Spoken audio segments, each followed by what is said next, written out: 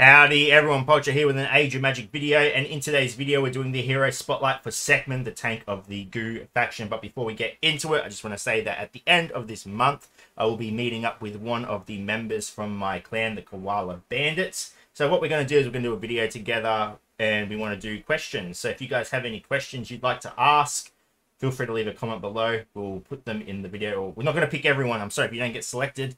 Not my fault, okay? I'm not going to select every question, but if you have any questions that you would like answered, throw them in the comments and we'll do a video going over them. So that covers that. Let's get back into the spotlight, the actual thing people want to know about. So here we go. Sekhmun, let's go over his stats, abilities, animations, and talk a little bit about how this hero is going to help the Goo faction. Hit points coming in at 36 million. This is completely maxed out. 7 arcane star, gear 15, and yeah, pretty tanky boy. Speed 247, armor 700k, magic damage resistance 1.3 million, basic damage 3.4 million, crit hit chance 20, and crit damage is 4.2 million. And we can look at the more in-depth stats here.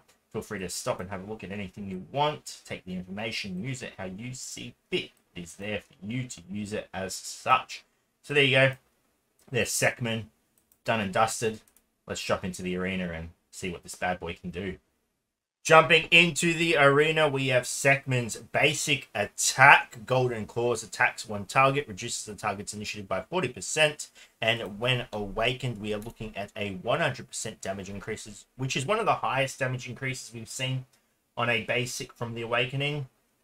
So just keep that in mind. But overall, not a horrible basic. Reduces initiative by 40%.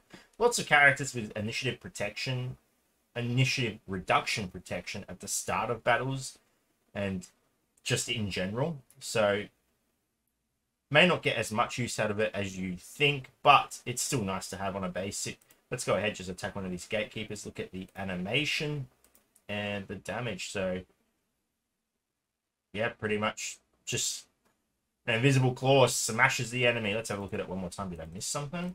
Let's have a look. Jump on this guy. So yeah, just a faint beam comes down, does decent damage for a basic. But again, that's awakened, so that is 100% increased damage as well.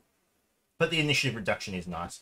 Overall, I'd say a mid-tier basic attack.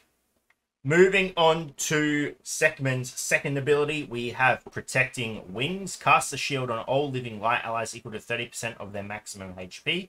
Every canopic jar increases shield by 10%. Increases initiative of the ally with the lowest current HP percent by 50%. Casts a melee damage class mark. The marked character cannot dodge the next damage attack. So, not bad. We don't really see much of marks being used. It's a shame. I really love marks. When this skill is awakened, removes all debuffs from the ally with the lowest HP as well. So if we jump over to our friend Sekhmun, we cast the ability. So everyone will be capped off, and it does give shields to canopic jars as well, which is really, really useful and helping you protect them until they are resurrected as well. So overall, a fairly useful utility spell. Moving on to Sekhmun's third ability, we have Mental Strike. Performs a magical attack on all dark heroes and light enemies on the battlefield. Light enemies take 2 times less damage. Heals himself for 150% of damage dealt. Excess healing will turn into a shield. Awakening this ability will dispel buffs from all enemies. Doesn't matter if they're dark or light. So a fairly useful awakening, good utility. And we'll go ahead and look at the animation of the ability now and what it can do. So, I mean, which gatekeeper do we hate the most? The left one. Let's go to the left one. So the animations are so cool.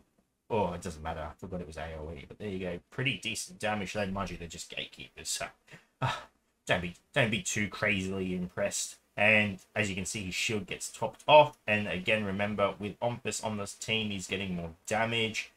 And as you can see, like, they're not relying on buffs at all. Not relying on buffs at all, which is...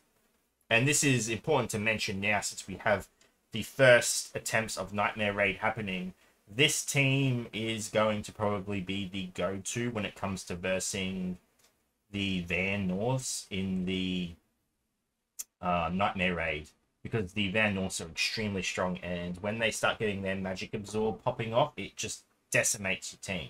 Now, this is obviously end game goals crazy requirements needed, but as you can see, the Magic Absorb is not going to be triggering with this kind of team. So this team is going to be one that excels against those types of enemies in Nightmare Raid and potentially future content where you see Van Norse as the enemy.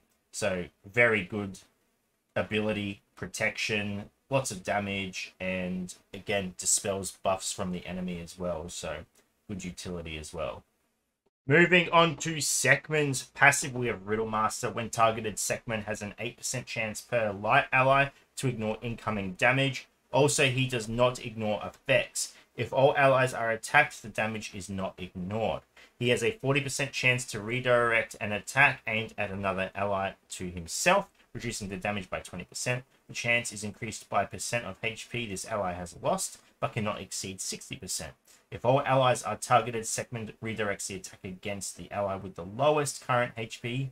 When Sekhmun dies, a Canopic Jar appears in his place. Sekhmun cannot be revived. He can only come back from a Canopic Jar. Reduces damage to all allies from Raid and Cradle of Chaos bosses by 25%. Again, with Nightmare Raids, this is extremely relevant. Moving on to the Awakened. Every time Sekhmun loses 33% of HP, he casts 2 stacks of 50% damage reduction on himself.